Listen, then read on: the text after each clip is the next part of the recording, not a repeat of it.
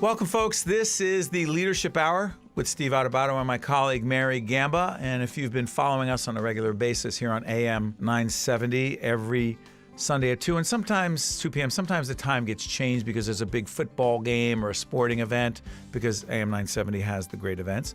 And so you just check us out at different times. Or if you happen to miss us live on the radio, on AM 970, you can check us out through our podcast, right? Absolutely. They can check us out through our podcast on Apple, iTunes, and Google Play. And you could also find out more information about Steve and his book, Lessons in Leadership, which is a great, great book at stand-deliver.com. And for real-time live updates of everything great that we are up to, you can follow Steve on Facebook, Steve Adubato, PhD. That is Adubato, as well as on Twitter, Steve Adubato.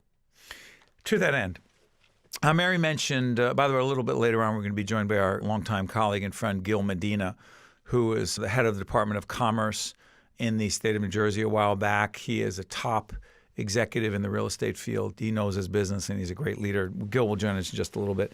I want to talk a little bit about communication. I know we talked about this is the leadership hour, but I started my career coaching people on presentation skills, public speaking, executive presence.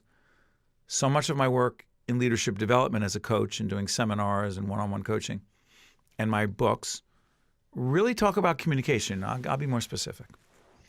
So Mary and I have developed a philosophy and approach to teaching and coaching public speaking, presenting, in a way that it's less about I have a lot of information to give you.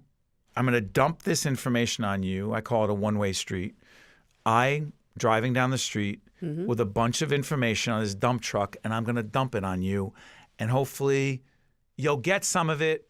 Hopefully it'll be really of some value. And if not, I don't really care because I'm, quote, trying to get through this presentation. Now, you may say, why am I looking at it that way? Well, after, let's say, close to 20 years of coaching a lot of folks around presentation, they say things like, I just want to get through this. I've studied my material. I know all the things I want to say, and I hope I remember everything I have to say, and then I'm just going to get it out there as quickly as possible and talk really fast like this. And I'll say, well, what about your audience? What do they want? What do they need? What's the message you want to get across to them?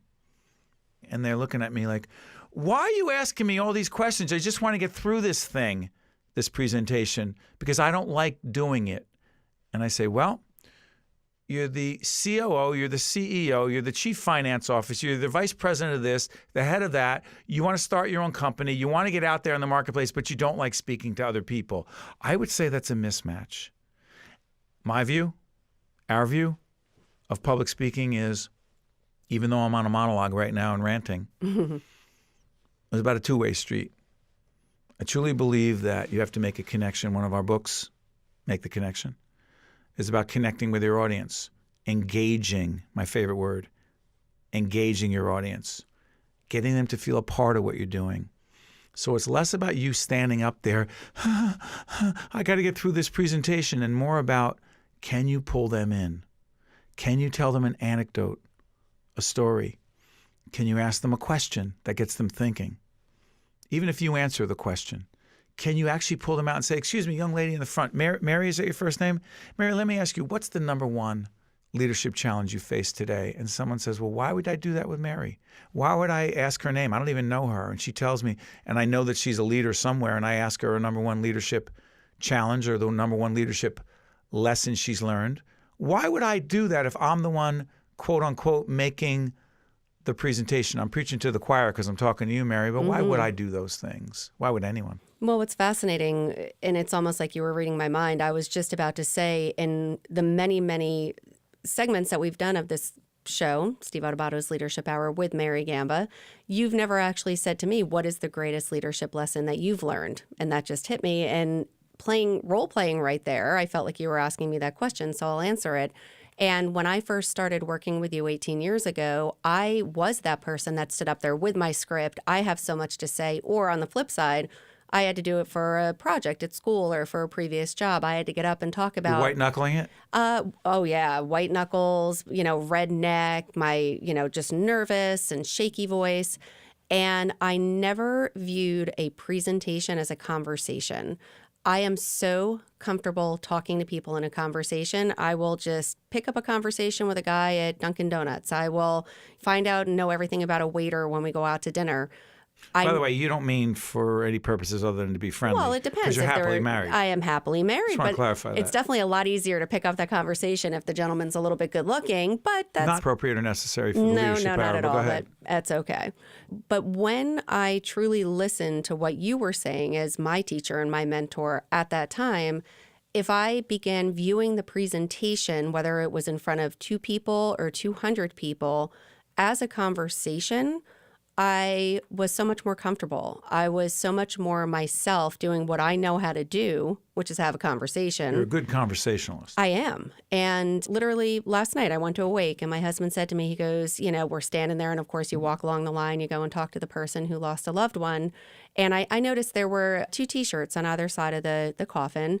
And I said to, our friend, I said, what are those T-shirts? What are they for? They've got to have significance.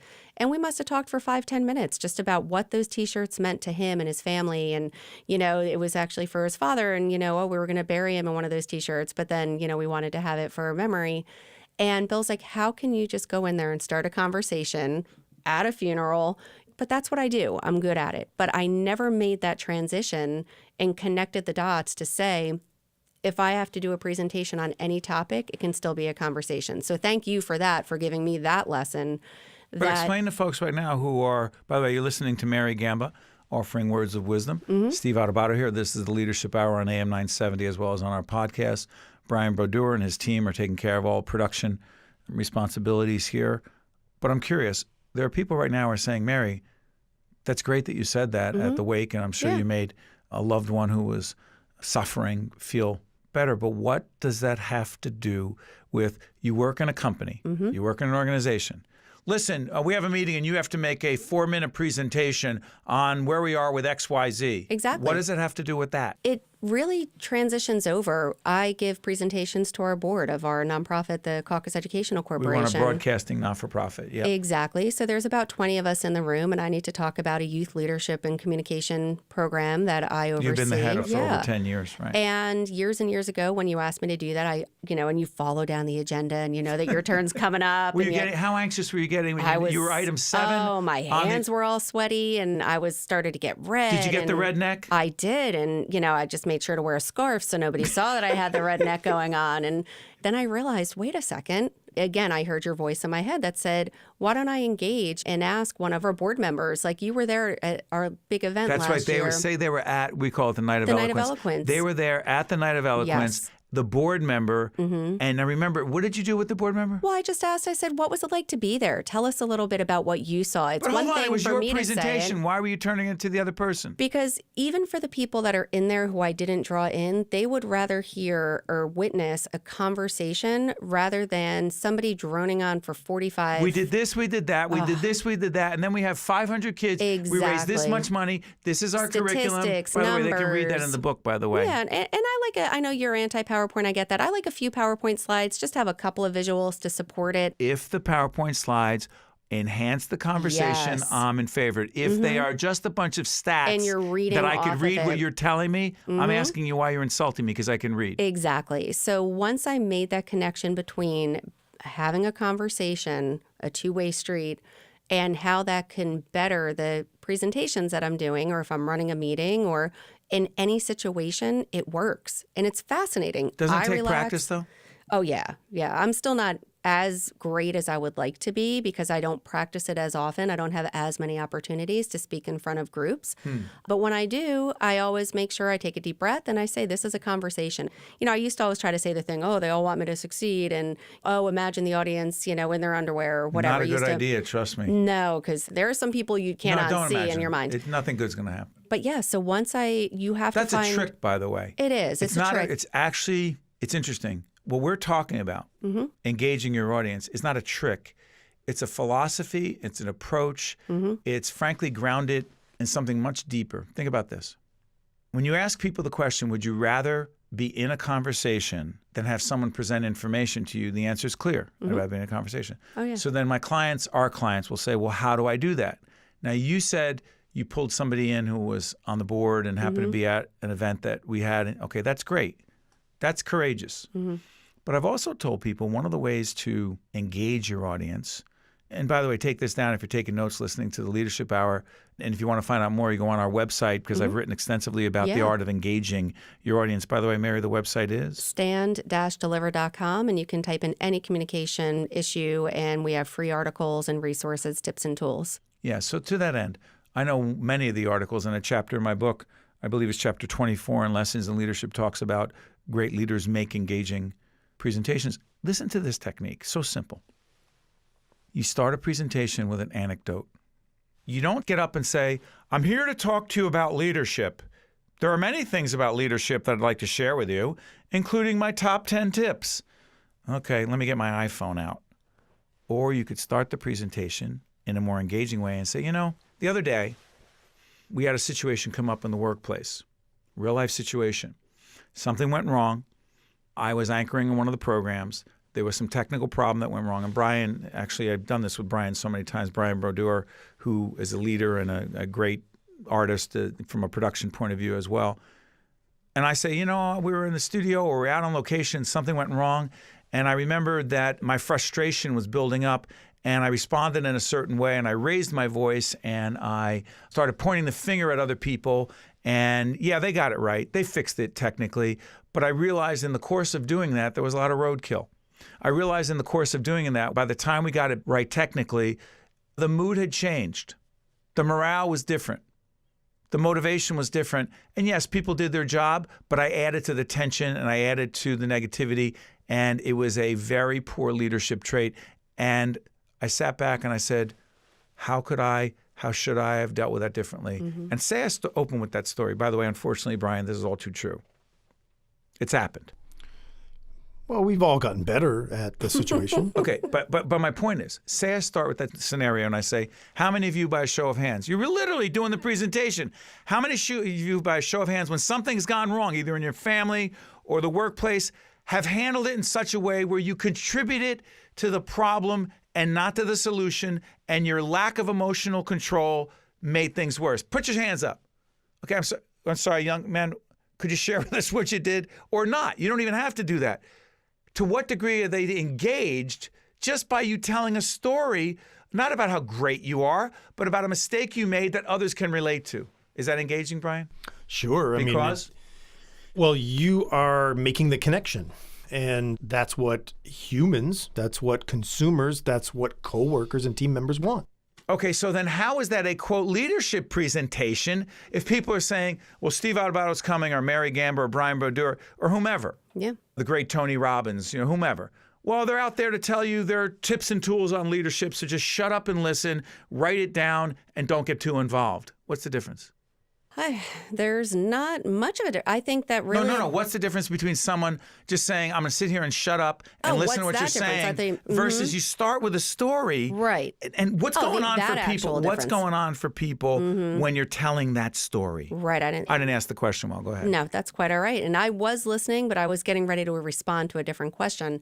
But yes, the difference is you are making that human connection with the audience if you actually start with a story, start with an anecdote, connect with them on a personal level. And then I ask, hold on, how many of you, by a show of hands, have ever lost control, not handled it well, let your emotions get ahead of you?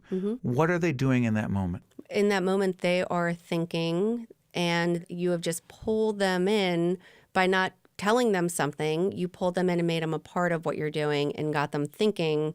And once people feel a part of it, then they're going to listen and learn and be more aware and not check out and be on their iPhones or, just drift off, put a to-do list. I'm really good at that. I put a to-do list together if I'm watching a presentation that's fairly not interesting. So I'm always just trying to be productive. But hey, I'm here for a reason. I really would like to be engaged. So, but if you're not going to engage me, I'm checking out. Exactly. Because I got better things to do with my time. Time is precious. And so here's the thing. There are so many ways we can engage people. We can start out by asking them a question. How many of you have ever, and they raise their hands, and you can call someone or not, but you've got them thinking. See, the whole idea of engaging people is that they're thinking, they're involved. It's not simply they're passive, just sitting there and you're going to give them stuff. Now, yes, you have to give them tips and tools. You do. But you have to do it, in my view, in a way that's much more conversational, much more interactive, and it takes practice. But I'll tell you what, people who say in leadership positions, I just want to get through this, that's about you.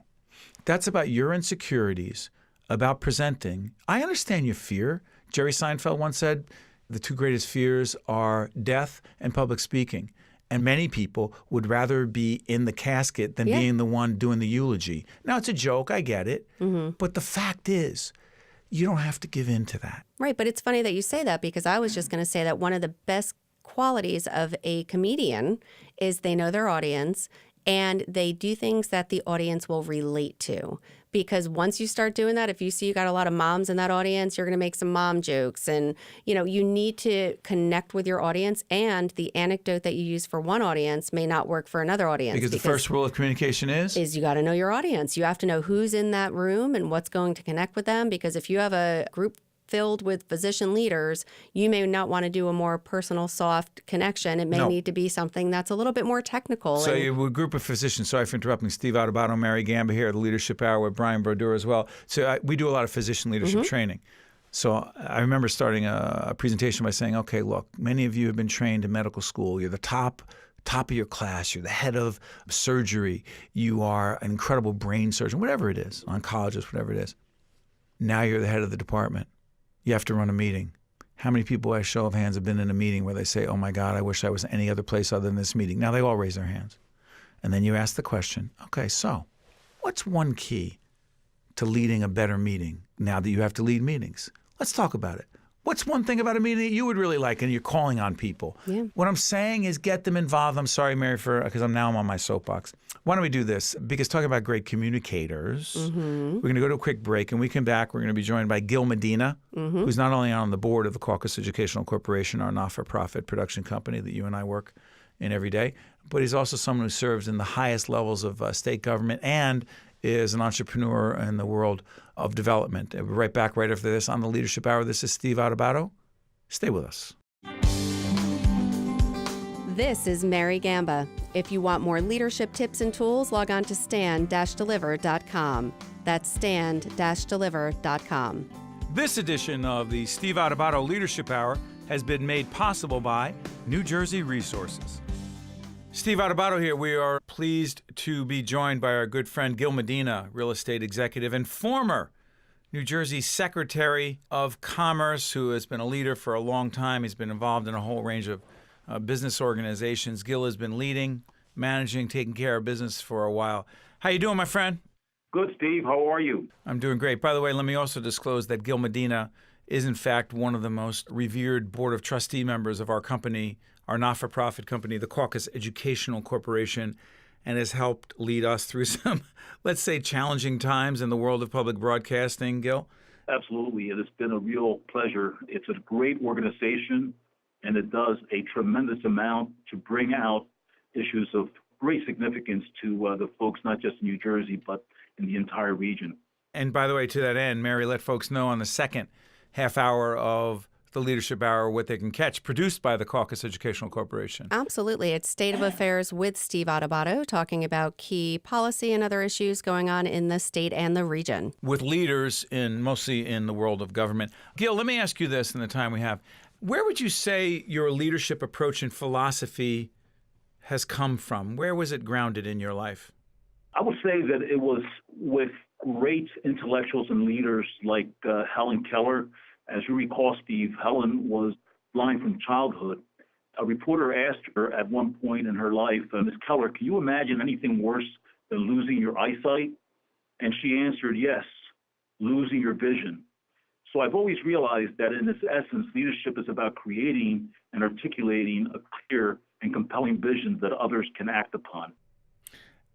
Wow. Gil, you have Mary and I staring at each other. Well, when you mentioned Helen Keller, I wasn't sure where you were going to go with that, Gil. And then obviously you hit a home run. That was an amazing point about the vision versus being able to see. Yeah, and I'm going to... She was a great intellectual, by the way, and sometimes we forget the kind of influence she had in 20th century society. Yeah. By the way, you're listening to Gil Medina, former Secretary of Commerce in the state of New Jersey, real estate executive. Gil, let me ask you this. You're being a leader. You served and tell folks what administration you served in New Jersey. Well, I served obviously in the Woodman administration. I also served as a city councilman in the city of Camden, New Jersey. I also, worked on many political campaigns throughout the past several decades. Let me try this. Gil, when did you know that you had the potential to be a leader and not simply someone who was a doer and a follower? Nothing wrong with that, but leaders are very rare beings. When did you know? Really from the moment that I was a very young child, probably preteen, early teen. Where? I was born in Puerto Rico, but I grew up in the city of Camden, New Jersey. And my initial engagement in politics and leadership was actually as a student radical. And I then hold on, Gil. Hold on. Wait a minute. You're a Republican, Gil. You went from radical to Republican. It was a very, very logical progression. When I went to law school for the first time, I read and studied the American Constitution. At the same time, I was reading Adam Smith's The Wealth of Nations, and I also read one of Sigmund Freud's significant social commentaries called Civilization and Its Discontents. And basically, in a 6-month period, I became convinced that democratic free enterprise has been one of the greatest forces for the improvement of humankind. And the American Constitution has been a very important model for ways that societies can organize themselves to help bring about this tremendous, I think, progress of humankind. Okay, stay on this, though. But you knew that you were going to be a leader because? Because I was able to, I think it's the issue of vision that Helen Keller so well understood, and many others. Paul Valéry, the great French poet, one time remarked about France in the 40s after the war, that the problem with our present times is that our future isn't what it used to be. So one of the things that's so critical, I think, not just for leaders, but for organizations, for projects, for nations, is to be able to really have a clear vision of what the future can become.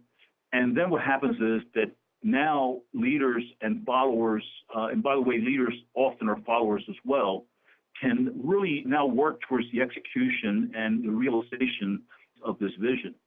So I think that the reason I knew it is because I tended to be able to live in the future probably more than other people.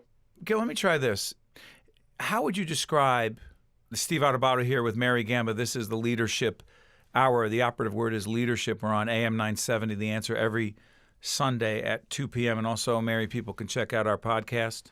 Absolutely. They can check out our podcast at Google Play as well as on iTunes. So I want to make this clear. There's so much talk around politics and partisanship, and that's not what this show is. But I am curious because Gil happens to be an active and very respected member of the Republican Party.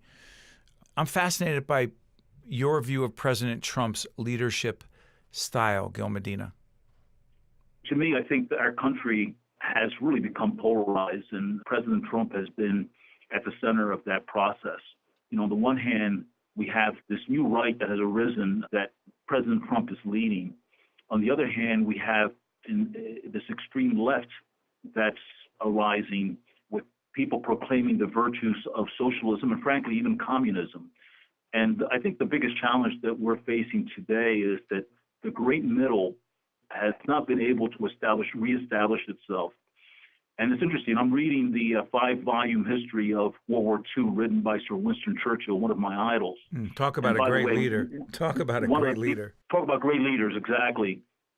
And I just find so many parallels between the pre-Nazi Germany and the U.S. today. Really? With the communists and the fascists pulling the country in extreme directions, and the middle just losing control of the populace. Well, then, hold on, Gil. Now I need to press you. Given how divided we are, not debatable, right, Mary? Right, that's Given correct. how polarized we are, not debatable, right, Mary? Correct. What kind of leader would it truly take, or could it even? Is there such a being, a leader, who could, if not totally bring the country together, ameliorate some of this divisiveness and polarization? Gil Medina, former Secretary of Commerce in the state of New Jersey. Obviously, I'm very optimistic. I'll tell you why. Because when we look at the challenges that our great generation, our World War II generation underwent, the challenges that they undertook those challenges were much greater than anything that we're facing today. And they were able not only to endure, but to prevail. And it'll take a leader like Sir Winston Churchill. More recently, leaders like Margaret Thatcher, Ronald Reagan, Tony Blair in Great Britain, even Bill Clinton. With all his flaws. They all have flaws, but I think that in their essence, they were patriots, they were unifiers, they were people who really believed in the traditions and legacy of our country. And I think that's what it's going to take, because if you look at the period of time when President Clinton, then George W. Bush, and then President Obama were presidents, all those presidents were really near the center. You know, some were left of center, some were right of center. But now, you know, the leadership in both parties seems to be at the nether ends, not at the center. Is there, before I let you go, Gil, do you see a tremendous lack of leadership in Congress and Washington and in the White House? I see a tremendous amount of confusion. I think that it's interesting that a friend of mine spent some time in Washington, and this was right after President Trump was elected, and he had met with a number of Republican leaders. And his comment was that this leadership recognized that the Republican Party had lost the presidential election. So I think that there's bewilderment, because I don't think that there's been a time in recent history where we've faced this type of extreme polarization at both ends. And by the way, for those who believe that the right is dangerous, they should study the history of the left and some of the things that happened in the former Soviet Union, in places like Cambodia, in China, and in many other places. So I think that the danger is from the extreme left and the extreme right. And the danger is when those of us who are in the middle fail to seize the moment to move the political process and the center of power back to the middle where it belongs. Finally, we're listening to Gil Medina, former Secretary of Commerce in New Jersey, in a Republican administration, a lifelong, in his adult life, Republican. This is not ideological. It's not political. It is about leadership. Steve Adubato here with Mary Gamba.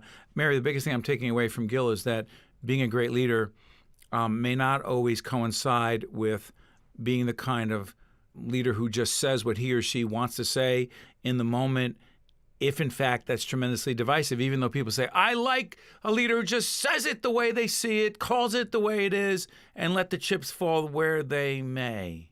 And I would say that a true leader has to have the confidence to stand alone, the courage to make tough decisions, the humility to embrace the ideas of others, and the compassion to consider the needs of the less fortunate. And they usually do not set out to be leaders, but become leaders by the justice of their actions and the integrity of their intent. Pretty deep, Mary. Give you 30 seconds on Gil Medina. No, that's very true. I think that the best leaders are open-minded. They definitely learn from history and through reading. And we always say that leaders are lifelong learners. And you can learn a lot from really taking a look at the failures and the successes of former leaders. And it sounds like Gil is definitely doing that on a daily basis. Yeah, and by the way, we're not talking about being politically correct. No. We're not talking about never really taking a stand. Gil Medina, the former Secretary of Commerce and a real estate executive, our good friend and board member, has given us an awful lot to think about on the Leadership Hour. Thank you, Gil. Appreciate it, buddy. My pleasure. We'll be back right after this. This is Mary Gamba. If you want more leadership tips and tools, log on to stand-deliver.com. That's stand-deliver.com. Mary, it's so interesting listening to Gil Medina. He served in the public sector, the private sector, been an entrepreneur. People's paths, people's pathways, if you will, to how they get to be who they are, what they are. Again, I know we've talked about this before. Gil Medina comes from humble beginnings, right? Mm-hmm. Someone says someone's born to be a leader. You don't buy it, do you? I don't. I have always said, and we've talked in the space, and that's one of my favorite questions that we ask the guests that we have on the Leadership Hour is, are leaders born or made? And it's not black and white. It's not as simple. But I do believe that it is to do with the nurture, the bringing up, you can teach someone to be a great leader. Now, sure, there's some people that are more intrinsic and natural born leaders, but it's so important that we take that responsibility on ourselves, not only for our children, but also for the people that work for us. As I continue to coach and mentor the people on our team, one of my biggest goals is, all right, let me give them the skills and the tools so one day they can go out and they can be leaders. So I think it's just a really important, I know, it's an important leadership trait to teach other leaders to lead. That is Mary Gamba. This is Steve Adubato. This is the Leadership Hour. Mary, about 2.5 minutes left. I've often said that a lot of what I've learned about leadership, and I wrote in the introduction of Lessons in Leadership, and I've said this before on this show, in my book, Lessons in Leadership, I wrote about what I learned from my dad. Rough, tough, aggressive, difficult, challenging, sometimes very harsh leader, but accomplished great things. And I learned how to be a great leader from him and how not to be a leader from watching them do things that I thought, wait a minute, I want to do things differently. Did you learn much from your parents about leadership? If so, what?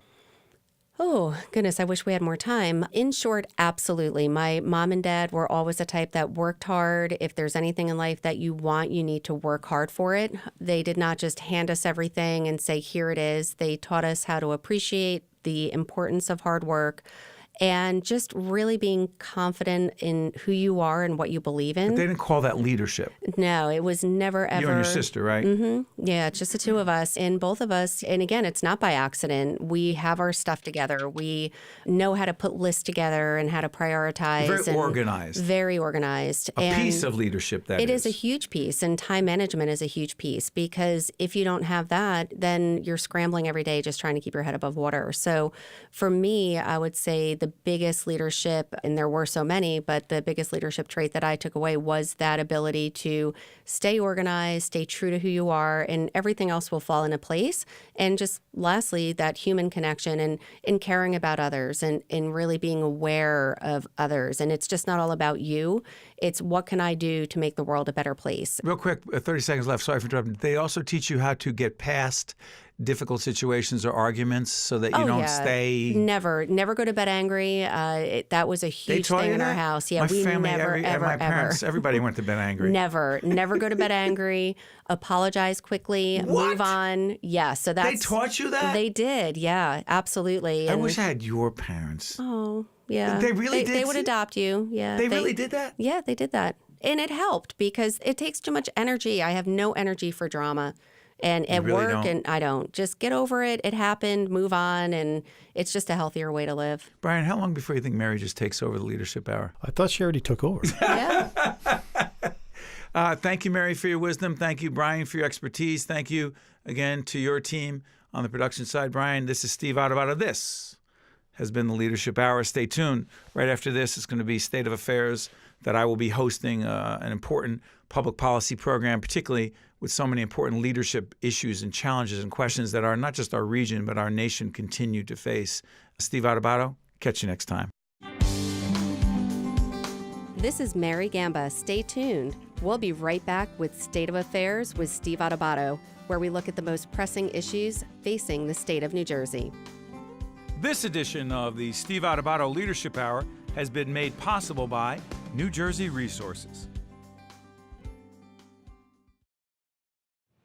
Hi, I'm Patrick Dunnican. At Gibbons, we believe that citizens need to be informed about the complex issues that affect their lives. That's why we're proud to support the programming produced by the Caucus Educational Corporation and their partners in public television. State of Affairs with Steve Adubato is brought to you from the Agnes Veris NJTV studio at 2 Gateway. Funding has been provided by the law firm of Gibbons, P.C. St. Joseph's Health, a passion for healing. It's what's inside us. The Port Authority of New York and New Jersey. Valley Bank. NJM Insurance Group. New Jersey Resources. And by International Union of Operating Engineers, Local 825. Promotional support provided by Insider NJ. And by the New Jersey Business and Industry Association.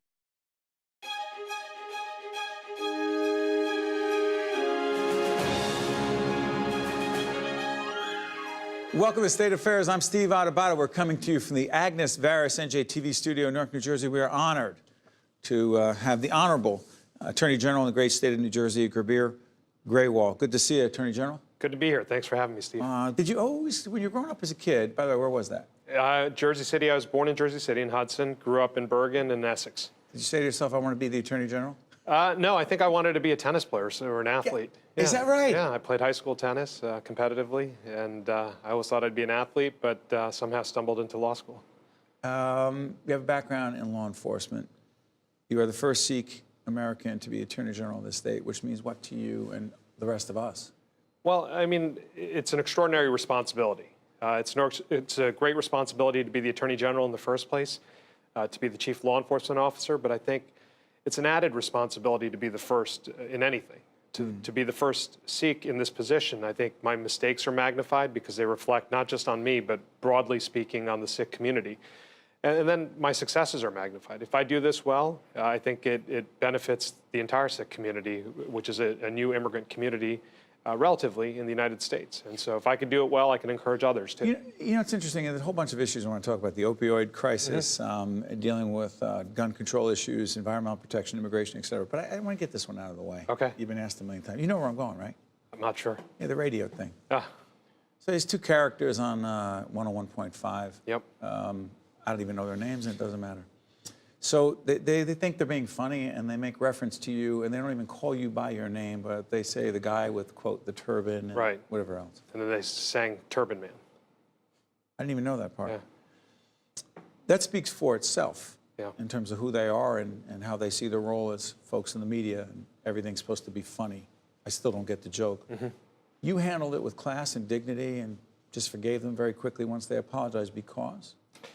This is part of life for me, Steve. I have dealt with much worse than two radio hosts calling me Turban Man. I've developed thick skin over the years, just growing up, looking the way I do, believing the way I do. So for me, I need to get back to work. I need to focus on being the Chief Law Enforcement Officer, the Chief Legal Officer for this state.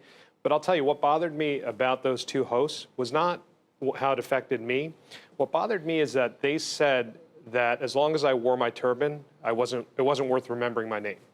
That they reduce me, and by extension everyone who shares my faith, to the most visible aspect of our identity. And I think in this moment right now that we're living in, we have to be very careful, those of us with platforms in the media or in government, with the words we use, the words we choose, because we don't know who needs that slight push to go over the edge and to do something violent with somebody, or to say it's okay to act out on these types of beliefs. Because when I was a Bergen County prosecutor, I dealt with this type of stuff, and it was on the chat boards and on the comment sections of the Hate stuff. Yeah, the hate stuff. How do you know when it tips over to someone taking words, because words matter, Yeah. and now they're violent?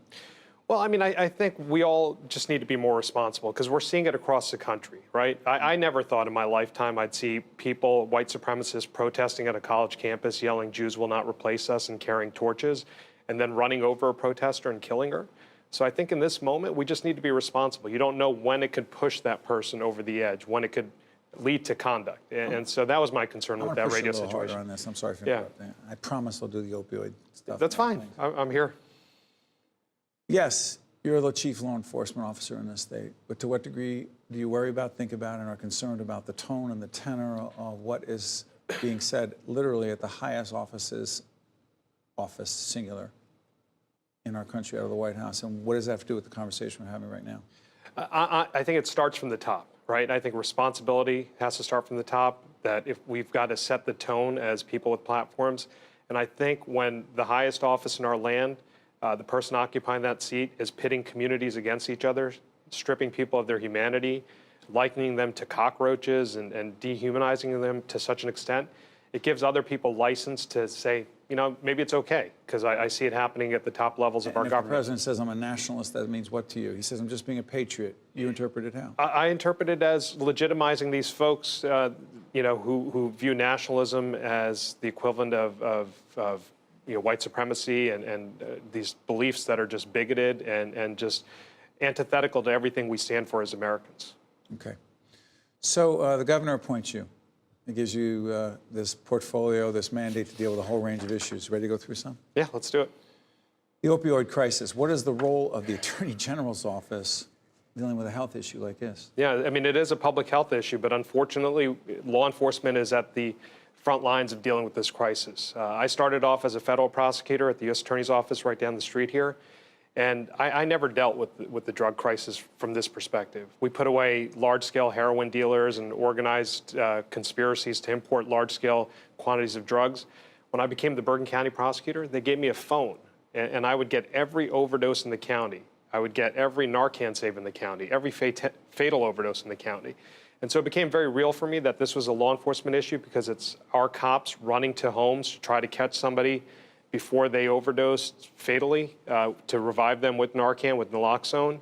And it was us that, as law enforcement, that were in this cycle of arrest, overdose, Narcan save, trying to run to that next fatality before it happened. And so as Attorney General, when you have oversight over 30,000+ law enforcement officers, I think it's incumbent on us to sort of shift the conversation, that it's not an entirely locking up people with the disease. It's trying to get them the help that they need. And that's what we've tried to do at the Attorney General's office by pushing people, low-level drug offenders, into treatment options. We have innovative programs, and we're starting to see some progress, and law enforcement has bought into this. Attorney General, by the way, we put up the Attorney General's office website so people can find out about, not just about you, but about some of the initiatives that you and your team are involved in. The whole Daca thing fascinates me, the whole question of immigration, particularly in light of the conversation we just were having. Okay, so there are 15 other state attorneys general that are suing the Trump administration for what, as it relates to this? So we're trying to stand up for our residents. Explain what Daca means to those who don't know what the acronym means. Daca is a federal program that was stood up during the Obama administration. It's deferred action for childhood arrivals. These are kids who came in here at a very young age through no fault of their own, who grew up here, who have gone to school. They're our neighbors, they're our friends, they're working with us, they're in our society. And so the program allowed them to come out of the shadows, have some normalcy in their lives and not fear deportation, and have some protection to be able to go to school and to thrive and to, experience some part of the American dream. So what's the attack on the federal government in this? So this administration has decided that it wants no part of defending Daca, a program that was stood up by the prior administration. So what we've seen, there have been a number of cases out there, but I'll give you one example. There was a case in Texas recently where 6 Republican attorneys general sought the repeal of the Daca program. Since we were not involved as parties in any of the other Daca litigation, we went down to Texas and we intervened in that case. We said, because the federal government, which was being sued by these Republican attorneys general, won't stand up to defend this program, we will, because 17,000 New Jerseyans who are Daca recipients are affected by this. And we want them to not go back into the shadows, but we want to protect them so they could continue to live their lives as they have been over the last number of years. And so we want a temporary reprieve in that case in Texas. Let's try this. Real quick, offshore drilling. Again, so many of these items fall into the category of the Attorney General's office. I'm thinking, why? We just had the head of the DEP here, the Department of Environmental Protection. What do you have to do with it? So, offshore drilling. So the way it works is we're the chief legal officer. The DEP commissioner can't bring lawsuits on her own. We have all the lawyers of the state at the Attorney General's office. And so we work in concert with the commissioners, with Commissioner McCabe, in figuring out whether policy coming out of Washington or being curtailed by Washington affects New Jersey. And that's the #1 decision point for us, right? There's a lot of sensationalism in the media about what we're doing at the AG's office, that we're reflexively anti-Trump. That's not the case. You're anti-what, though? We have 2 questions. Is the policy out of D.C. affecting New Jersey, right? And if it's affecting New Jersey and it's unconstitutional, that's the second question, or unlawful, then we'll stand up. If it's not affecting New Jersey and it's lawful, then we're not getting involved. In this case, offshore drilling, the Secretary of the Interior, Zinke, gave Florida a pass. We have 100+ miles of coastline here that we need to protect. What's at risk? Our livelihood, the resources of our shoreline, the economy, the jobs at the shore. If you have offshore drilling, all of that could be negatively impacted. But here's the thing, Steve. Florida got a pass. Why did Florida get a pass? And why didn't New Jersey get a pass? And so we sued the administration to find out. We sent a FOIA request to say, hey, what conversations did you have with Florida? And why did they get exempted from this offshore drilling program? And why can't New Jersey avail itself to the same benefits as Florida? I'm curious about this one, too. The whole SALT deductions, state and local taxes. Right. So if you live in New Jersey, you probably know this. So the Trump administration, Republicans in Congress, supported the idea of, look, 10 grand, that's it, across the nation. Your state income tax, your property tax, you put them together. Historically, we could deduct them. 10 grand, that's the cap. In New Jersey, let's just say for many, that does not cover even close to the whole question of what we pay in state and local property taxes. Trump administration argues, and I'm not going to ask you to argue tax policy. Right. It's not what you're here for. But they'll say, wait a minute, the tax deal that we cut helps middle-class folks. Now, all of a sudden, you're involved in this and saying that you think this is what, unconstitutional, illegal? That's right. Because everything has to be a legal question for the AG's office to be involved. What's illegal about the administration saying we're going to cap it at 10 grand, your deductions? Well, it's unconstitutional, Steve. It violates the 16th Amendment and the 10th Amendment. How so? Explain this to us. Before there was a revenue code, there was always a provision. I mean the IRS revenue code. Right. Before there was, a federal income tax, going before the codes. Before there was a federal income tax, we always had the ability to make these deductions at the local level. And for them to take away this deduction also takes money out of our state coffers, too. Our state should have the ability to also raise revenues through taxes to pay for the essential services here. And now, if we're not allowing this deduction, there's less money for the states to now use for the benefit of the states. You think it's punitive? That's a 10th Amendment violation, and it is punitive because the conversations that were uncovered when this was being considered, when the SALT deduction was being considered, in addition to the unconstitutionality of it, right, because it's always been there. There was conversations with Mnuchin and others at the federal level. Mnuchin, Treasury Mnuchin. Right. There were Mnuchin. Right. There were conversations where they said, back and forth, not my words, theirs, that this was to penalize blue states. You don't really believe that. You don't believe that the Trump administration and the leaders in the Trump administration having to do with fiscal policy said, let's pick the states that voted Democrat, let's stick it to them and give them the shaft when it comes to tax policy because they have high property taxes and they pay more income tax. You really believe that? It's not whether I believe it or not. It's what they said in the conversations that were taking place in the record that we've been able to develop. The case is pending in the Southern District of New York. This is what the conversation was in the background, that let's give it to the blue states. But respectfully, in the end, doesn't the IRS decide on this and not the courts? Well, it's the courts will decide right now. There's a case pending in the Southern District of New York. The federal government filed their motion to dismiss. Our response is due, and there'll be an argument. Give me 30 seconds on gun control. So it's about gun safety. By the way, every time we do a program, we're doing it right before Thanksgiving, we just pray there's not another horrific incident involving guns and violence and killing. Right. For my role as chief law enforcement officer, it's about public safety. It's about law enforcement safety. So the bills that have been put forward by the Murphy administration, by this legislature, that give me the tools to go after gun traffickers and straw purchasers, that give me the tools to go after those who are making these ghost guns or selling the parts for these ghost guns. Or 3D ghost guns? Ghost guns are these partially completed guns. They're manufacturers who advertise on the internet. We've sent them cease and desist letters. They sent partially completed assault weapons, and then they'll send you a link to YouTube on how to assemble them. They don't have a serial number. They don't have a way for us to trace it, and that makes it difficult for if we recover them in gun crimes for us to trace them for law enforcement. But it puts guns in the hands of people without background checks. And so those tools are what we need as law enforcement officers to ensure public safety and law enforcement safety in this day and age. By the way, Steve Adubato here. We're talking to the Attorney General of New Jersey, Gurbir Grewal. I'm curious about this. The other question of community policing, the whole question of relations. We did a whole series. If you want to look on our website, our team will put it up right now at steveadubato.org.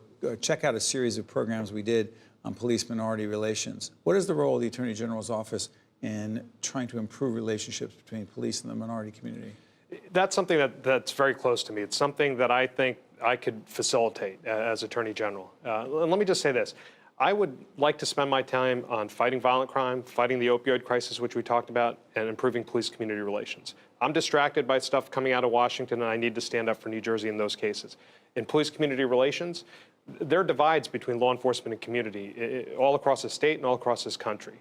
And what we've done at the Attorney General's office is bring people together. We had our 21 county prosecutors hold 4 quarterly meetings this year on different topics ranging from how we investigate officer-involved shootings to bias offenses to immigration issues to the opioid crisis. Those are 4 community meetings in each county, and they're supposed to seed a conversation because it's easier to have a conversation in a church basement than by a yellow police tape.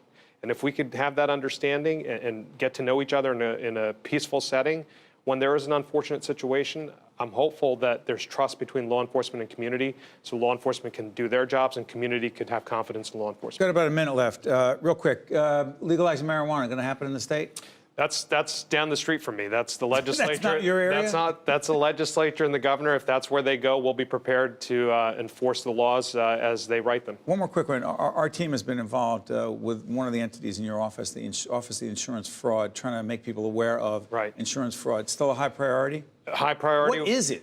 Insurance fraud can be anything from schemes to submit false claims to Medicaid fraud to even bad doctors who are selling scripts. I mean, they're defrauding the insurance system. So there's a whole range of issues. Traditionally it was in the auto industry, but now we're seeing it everywhere. It's any sort of submittal of a false claim to an insurance company, and it's really organized, and it's costing taxpayers money. Attorney General, I want to thank you for joining us. My pleasure. And, let's make sure we continue the conversation as the challenges continue, not just for your office, but for everyone in the state. And we wish you all the best. Appreciate it. Thanks for having me. Stay right there. Yeah. This is State of Affairs. I'm Steve Adubato. He's the Attorney General, and we'll be right back right after this. To see more State of Affairs with Steve Adubato programs, visit us online at stateofaffairsnj.org. If you would like to express an opinion, email us at info@caucusnj.org. Find us on Facebook at facebook.com/Steve Adubato, PhD. And follow us on Twitter at Steve Adubato. We're pleased to be joined by the mayor of the great city of Paterson, Andre Sayegh. Good to see you, Mayor. Thank you, Steve, and I like the way you emphasize great when you're announcing them. Is it, come on, first of all, you're walking around with the pin that says, I love Paterson. Make the case, why is it a great city? Well, we're the home of the Great Falls. We've got great food, and I believe we have a great future. Think about our history. We're the first planned industrial city in the country, founded by Alexander Hamilton. I very often say it's where Hamilton set the stage, a little play on the Broadway musical that's popularized the first Secretary of the Treasury. And I feel like because we have the diversity, we have our history, and we have the geography. We're not too far out from New York City. We can leverage those assets and ultimately make Paterson great. Paterson's got 72 ethnic groups. We do. You've done your homework. You are the first Arab. I am. As a mayor. I am. Why is that significant? Well, immigrants came to Paterson looking for work. Like I stated before, we are a hub for industry. Unfortunately, we've lost a lot of that. But my mother came from Syria, Aleppo, which was hard hit by the war. My father's Lebanese, hard hit by another war in a different decade. So hardworking immigrants just wanted both, well, I have a brother. They wanted the two of us to excel in education and ultimately become responsible American citizens. Above everything, productive. What's the biggest, let me put it this way. Is crime the #1 issue in town? Public safety is, because if you want a stronger city, you have to have a safer city. And we've been able to reduce crime through public policy. We implemented the commercial curfew ordinance, which regulates hours of operation for establishments that are in Paterson's hotspots. And we've reduced crime by over 70% in those areas. There's 18 different sections of the city that fall under the jurisdiction of this legislation. Is it hard to bring in economic development, bring in people to put their money into Paterson while in fact they're going, hey, wait a minute. Yeah. This looks dangerous. Yeah. So other areas have happened. Newark's happening. Jersey City's happened. Paterson is about to happen. There's a tremendous level of interest from investors. We meet with big-time real estate developers almost every day, my economic development director and I, and we're promoting the fact that Paterson's a place where you can invest, see a return on your investment, and is a safe place, because we're emphasizing the fact that crime is our #1 priority. Let's talk education. Sure. The role of the state in Paterson right now does not exist, or does it? It still exists. We're transitioning. We've been under state control since 1991. Right. So we're at a point within the next 2 years, we'll wrest control from Trenton and we'll determine our future and our fate. But respectfully, Mayor, to play devil's advocate, one of the reasons, the biggest reason the state took over, the state said, hey, Paterson can't take care of its public schools. We have to come in because the state constitution of 47 said the state's ultimately responsible if a municipal government or if a school district can't handle it. I'm glad That's what happened. I'm glad you cited 47, thorough and efficient education. It's in the Constitution. You're absolutely right. Unfortunately, at one point, Paterson became a patronage pit, and the fiscal Otherwise known as a lot of the jobs in town were going to the Board of Education, going to local schools, as opposed to focusing on the kids? Correct. Unqualified individuals, and who suffers? Yes, the children in the classroom. But does the mayor have a lot of influence over a situation like that. If you have a superintendent imposed by the state has control, you're the mayor. What does that have to do with schools? Right, and as a matter of fact, there was a question on the ballot last week that said, would you prefer an appointed school board by the mayor or an elected school board? What do you like? Well, selfishly, of course, I'd like an appointed school So board. you'd want to appoint those school board members in your communities so that they're accountable to whom? You or the kids? Look, I think it worked in New York City with Michael Bloomberg. He took over and essentially he refashioned the school board. I personally would prefer to do that, but how about if there's another mayor that doesn't necessarily hold education as high as far as a priority is concerned? So I actually voted against it. Is that true? I want to preserve democracy. Okay. And it was overwhelming. It was 7-1. It was defeated 7-1. Got it. Let me ask you this. Governor Murphy, his urban agenda and its impact on Paterson, describe it. All right. So Governor Murphy and I have a terrific relationship. And I've told him we want to write a success story in this city. And Governor, you're going to be a co-author. There's no question. Define what that means. As far as great prose. What does it mean in terms of implementation? We have 100. I like you're good, Steve. You brought your A game today. They haven't thrown me out yet at public television. Go ahead. I'm sorry. You're almost as hot as Eli last night. So. Now it's after a giant win. Trust me, this is on tape, so there'll be a lot of losses after that. Go ahead. Pick it up. $130 million in state tax credits. We have 3 catalytic projects, one at the Great Falls, one downtown, and one in South Paterson, which is an ethnic enclave. It's Arab, it's Turkish. I call it the Halal Meatpacking District. So we're going to leverage those tax credits. We're working with the EDA, Tim Sullivan. We're making sure Economic Development Authority. Yes, sir. Correct. So we're working closely with them. The governor, over a month ago, unveiled his economic development plan. I was there. Big on innovation. Correct. What does that mean in Paterson? Okay, what does it mean in Paterson? I'm one of the 40 mayors around the world participating in the Bloomberg Harvard City Leadership Initiative. And we're emphasizing innovation. We're emphasizing data. We're emphasizing that Paterson can become a smart city if we do everything right, which leads me to opportunity zones. Right, We've got to be out the federal good initiative. Yes. Okay, so is Paterson one of the opportunity zones? We have 8 census tracts. 8? Okay, you got 8 You're impressed with that. opportunities to get federal dollars into Paterson on these tracks to do what? All right, so we're going to incentivize investment. Let's say, for instance, you're interested in one of these 8 census tracts. There's an extended period of time where you don't pay capital gains taxes so that you get a break, as long as you're employing people. That's correct. So we want to incentivize investment in distressed cities. That's the terminology they use. In fact, I'm heading down to the League of Municipalities in Atlantic City. That's the first session I'm going to attend because my economic development director, my chief of staff, and I know that the opportunity zones could potentially unleash the economic engine or revive the economic engine in Paterson. Before I let you go, have you always had this level of energy? I had 2 cups of coffee this morning. Did you have the NJTV coffee? It's awesome. It is incredible. I got to admit, that's why I'm going to come back. I love you, but I'm going to come back for your coffee. Yeah. But I will tell you this. I'm optimistic. I'm enthusiastic about Paterson. It's the only home I've ever known. It's where I brought my wife over. She's a transplant. She's a Brooklynite. We're raising our 3 children here. That's beautiful. So I want to make sure that Paterson is the next frontier and people know that. And I'm the cheerleader in chief for the city. Clearly you are, Mayor. Make sure you come back and keep us updated on how things move forward. You have an open invitation here at State Thank of Affairs. you, Steve. Thanks so much. Went very well. And before I go, it's only customary. If I love Paterson, I know you do too. I love this. Now, I'm you, born sir. and raised in Newark, but I will just show that up there. Do I have to disclose this to Public Television Standards and Practice and Legal Department? Thank you. Thank you. Well done. Thank you. Stay Appreciate right it. there. Thank you. State of Affairs with Steve Adubato is a production of the Caucus Educational Corporation, celebrating over 25 years of broadcast excellence. State of Affairs with Steve Adubato is brought to you from the Agnes Veris NJTV studio at 2 Gateway.